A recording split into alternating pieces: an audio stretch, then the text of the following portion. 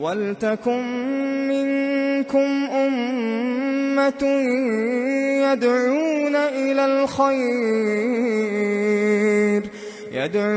إِلَى الْخَيْرِ وَيَأْمُرُونَ بِالْمَعْرُوفِ وَيَنْهَوْنَ عَنِ الْمُنكَرِ وَأُولَئِكَ هُمُ الْمُفْلِحُونَ۔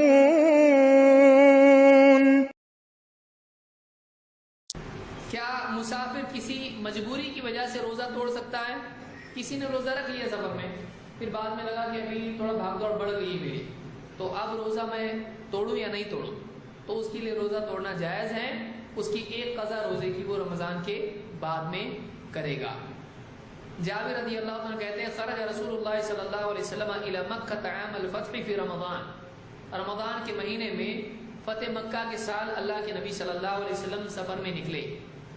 فصام حتی بلغ قراع الغمیم فصام الناس، آپ نے روزہ رکھا اور آپ سفر کرتے کرتے قراع الغمیم پہنچے اور لوگ بھی روزے سے تھے۔ فبلغه ان الناس قد شق عليهم الصيام، آپ کو یہ بات پہنچی کہ لوگوں کو روزہ بہت ہی بھاری پڑ رہا ہے، سفر میں ہیں اور تکلیف ہو رہی لوگوں کو۔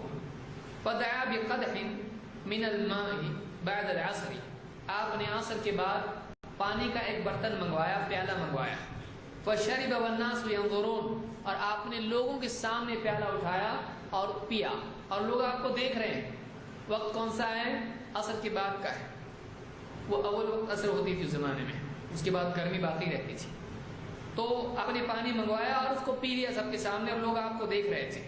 فافطر بعض الناس وصام بعض، اس کے بعد بھی کچھ لوگوں نے تو آپ کو دیکھ کر روزہ اپنا توڑ دیا، آپ کو بھی روزہ تھا، آپ نے روزہ عصر کے بعد توڑ دیا، آپ کو دیکھ کر بعض صحابہ نے بھی توڑ دیا۔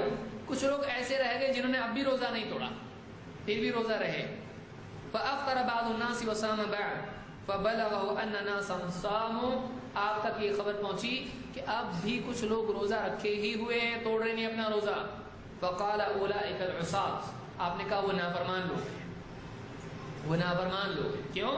اس لیے کہ آپ نے لوگوں کی مشقت کی وجہ سے اپنا روزہ توڑا، تاکہ آپ توڑیں گے تو لوگ بھی توڑیں گے، اور یہ لوگ روزہ ابھی بھی نہیں توڑ رہے ہیں اور لوگوں کو اور کنفیوز کر رہے ہیں کہ روزہ توڑنا ہے کہ رکھنا ہے۔ اور نبی کا عمل انہوں نے اپنے لیے پسند نہیں کیا۔ جب ہمارے نبی نے روزہ توڑ دیا تو ہم کون ہوتے روزہ جاری رکھنے والے؟ تو آپ نے فرمایا اولئک العصاة، یہ نافرمان لوگ ہیں۔ اس کو امام مسلم نے روایت کیا، اور اسی طرح سے ترمذی، نسائی، ابن حبان اور ابن خزیمہ اور حاکم نے روایت کیا ہے، اور الفاظ نسائی کے ہیں۔ تو یہ روایت مسلم کی ہے۔ اس سے معلوم ہوتا ہے کہ اگر کسی عارضے کی وجہ سے، کسی وجہ سے آدمی کو لگے کہ اب روزہ جاری نہیں رکھنا چاہیے، تو سفر میں وہ اپنا روزہ توڑ سکتا ہے، اس پر کوئی گناہ نہیں ہے۔ سبحان اللہ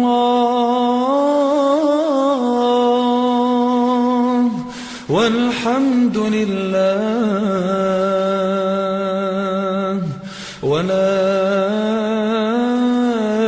الہ الا اللہ واللہ اکبر۔ سبحان اللہ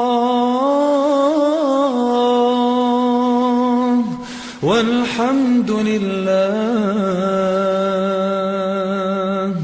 ولا الہ الا اللہ واللہ